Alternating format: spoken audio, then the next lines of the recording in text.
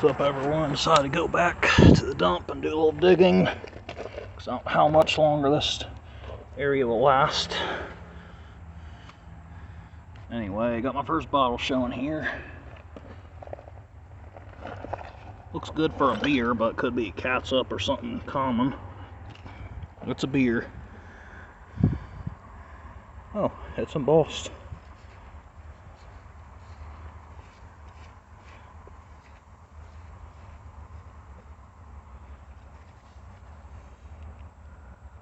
Wisey. Peoria, Illinois. Huh. I don't know if that's a good one or not. Blown in mold. It is just so hot out here. I almost wish I would have waited, but I'm here now. Yeah, I'm just sweating like crazy. But anyway, I did flip something cobalt out. That's over there. The one's a common three-sided bottle. The other one's probably Keysby and Madison if it's embossed at all.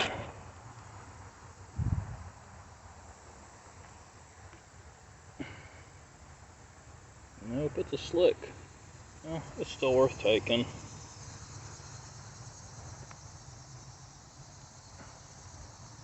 Alright, I see an embossed pharmacy, I think. Looked it out. See which one it is. Wait a minute, it's not one I thought. Barry Bros out of Cleveland. Okay, never mind. False alarm. That's actually a fairly common bottle. Anyway, some stuff in here, I think. This is an undug layer. Yeah, this one here. Oh, well, it's got a cork top, so never mind. I thought it might have been a common catsup, but maybe not. Oh, there's something there too. Covington, okay. That's probably a Bavarian. So you know what? I'll go ahead and dig all these out for you. Or did I say Bavarian? I meant to say a John Brenner, because those are really common. There's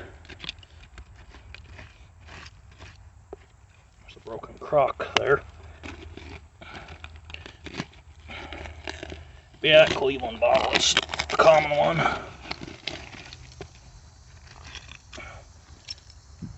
Where's a John Brenner? It's a crown top. Blown mold crown. Alright, this one could be a Scott's emulsion.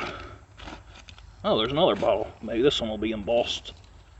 Because the other one wasn't really a pharmacy, it's a common bottle. Ah, no, it is a slick. Come on out of here. I hope I don't cave this loose dirt in on top of me. Yeah, Scott's emulsion's my guess on this one. I don't know what this is. That's a weird looking base. Oh, come on down, I guess, since you're already full.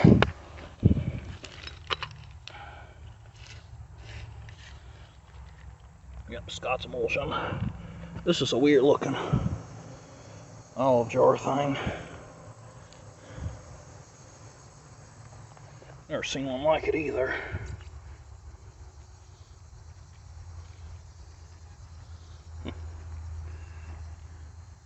Machine made.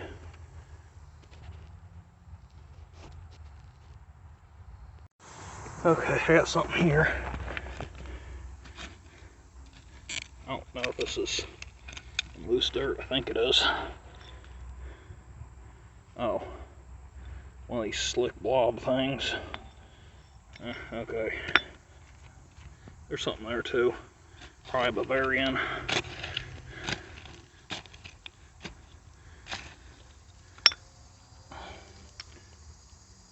Oh, it is. This is the Baltimore Loop variant, which is way more scarce.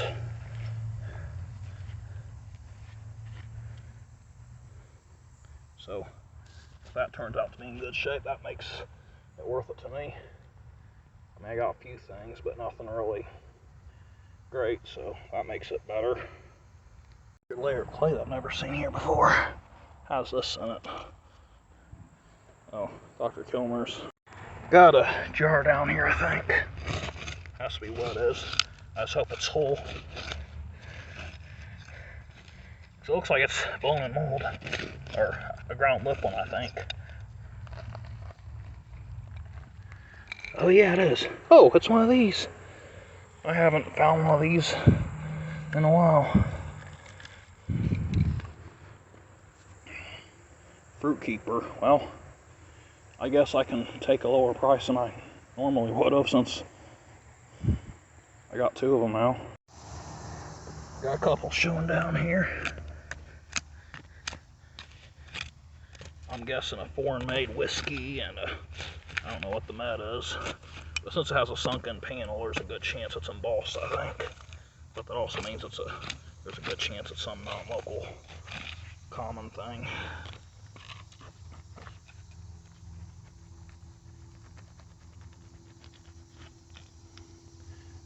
It's shaped, I don't know, kind of like a Kilmer's, but looks like the neck's longer.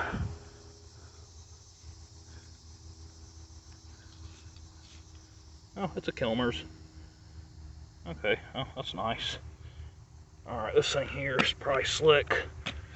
Could be a foreign-made whiskey or something like that. I'm hoping it's wrong. I'm wrong. It's actually a good local beer or something. Really hard to get, like earlier. But yeah, I'm gonna go with foreign whiskey. It's slick. Let's see.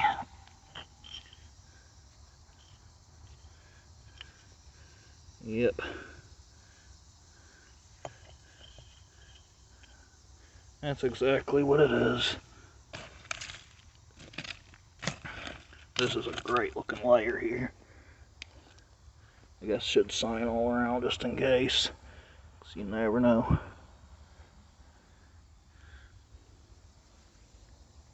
But I am not seeing nothing unless this is something.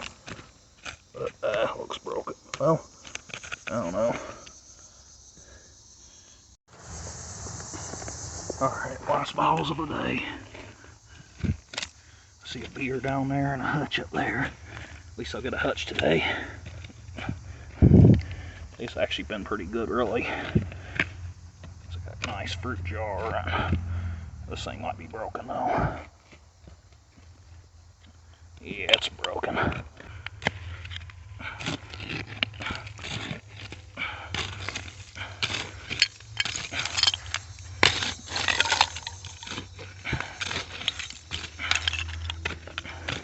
Alright, I'll get the hutch out.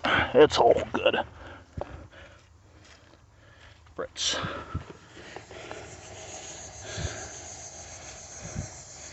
Louis Fritz, Covington, Kentucky.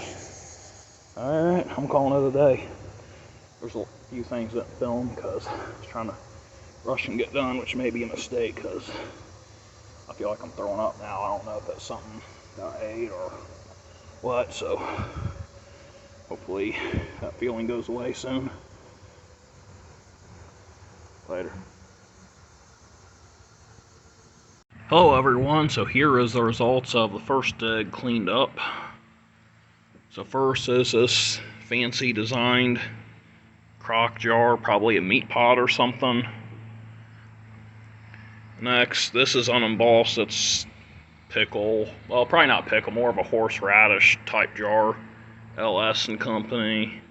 I'm not familiar with that. The bottle itself's blown in mold. So I had some requests for giving the dates on things. Everything here from here to the end, I would say, is all late 1890s to maybe around 1908-ish, somewhere around there. So with that being said, here's the next one. Baird Bros and Company, manufacturers of polishes, Cleveland, Ohio, and does have a small flash crack there that appeared out of nowhere. McElry's line of Cardui, Chattanooga Medicine Company. Yeah, that one didn't clean up as good. Slick Cobalt. No name, so can't give any info on it really, outside of the date, which I gave on all of them. And these three here are all stove polishes, and they're all the large size. I've been waiting to dig one because I was going to put a set of them together and throw them on eBay.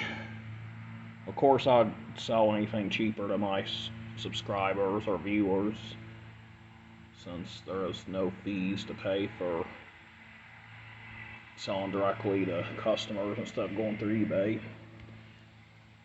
Anyway, got two Kilmers here. This is the regular size that you see everywhere. And then the large size, while still fairly common, turns up much less than this size here, so that's better. And then here's a piece of cure for consumption. Hazeltine and Company. A Weedman made by the EHE Company.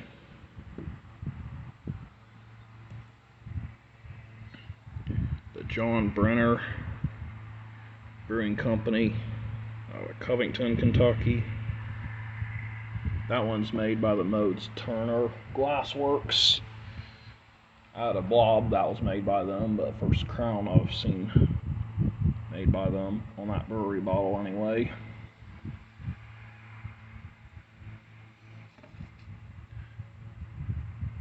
And this is a Bavarian Brewing out of Covington, Kentucky, tooled crown.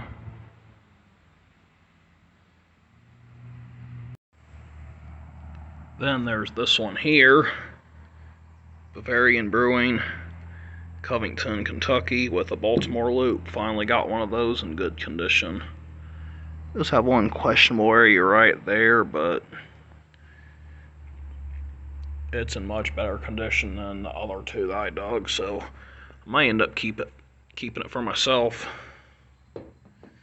Then I got a non-local one here, Lizzie out of Peoria, Illinois. So you may wonder why I have water in some of these. Well,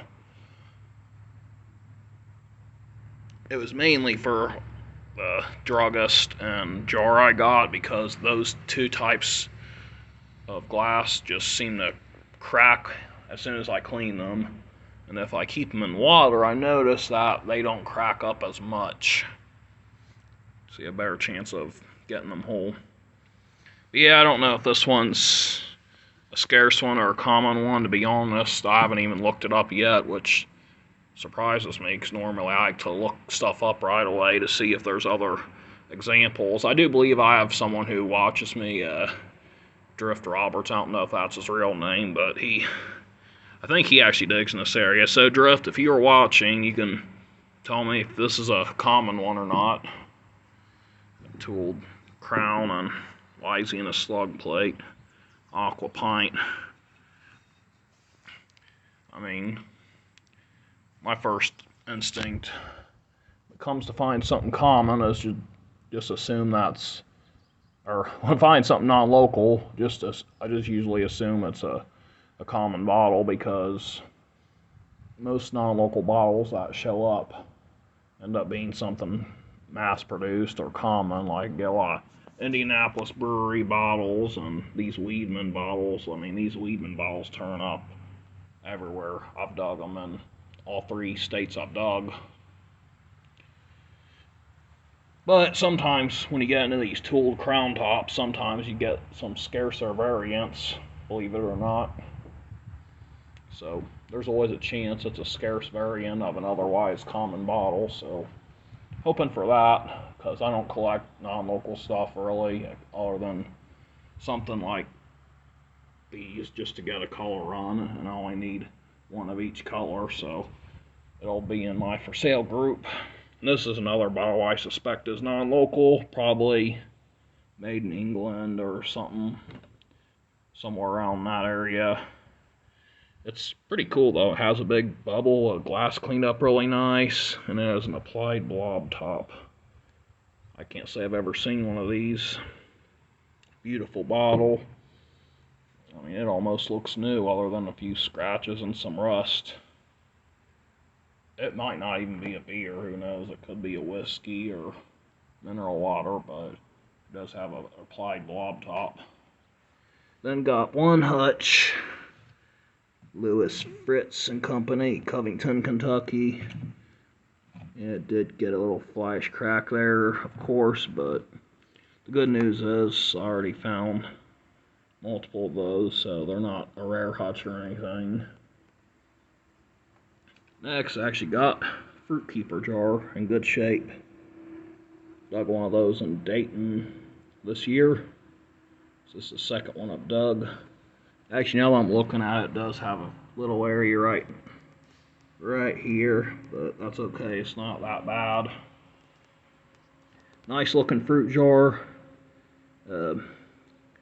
Probably keep one for myself, another being my for sale trade group. I think I've seen one sell online for 60. So with that having a chip, I don't know if I'd go for that or not. Who knows? But it's a duplicate, so I might be able to use that to trade also. And finally, our two favorites here. Well, I guess I'll do it out of order. Let's see, there it goes, focus. Got this pharmacy, 4th and Scott Street, Covington, Kentucky. Never seen this one. So it could be a good rare one, or it could just be a fairly common one, I don't know. But I've never seen one. I've never even seen any with Scott Street embossed on them at all. So that makes me think it could be a good one. And this one I like more, other than the fact that well, I saw a crack on the bottom, but I don't want to turn it over because then I might lose more water out of it and it might crack worse. More Westell Druggist with a cool monogram, Covington, Kentucky. So it also has a little heel at the back, which is cool. Or a footed base, I mean. I don't know why I said heel, but. So yeah, 2 new pharmacies, and a Fruit Keeper jar, and a blob. The very end. I'd say those 4 make it a good dig and well worth my time, because I only spent 3 hours digging and I got all this. That's almost unheard of anywhere anymore, a dump this good. And some people might not think it's that great because I'm not finding pre-1880 stuff, or even hardly any pre-1900 stuff, really. I mean, I think all these, except maybe like this large Kilmer's, are after 1900, and even the large Kilmer's is probably still late 1800s, I'd say 1895 or later. So it's really not that old, but even dumps at this age are really hard to find, at least where you can dig for only 3 hours and get this much stuff. So I know the dumps I know of that I found on my own that are this age, in 3 hours, I don't even know if I could be making it to the layer that has bottles or an undug layer, because those are the options I have with the dumps I currently know of. So shout out to Billy and Tom for being nice enough to show me this dump. And no, I'm not going to post this video until later, because I ain't going to draw attention to it and have everybody and their brother digging it and increasing the risk of getting us kicked out. So yeah, turned out to be a pretty good dig. Thanks for watching. Later.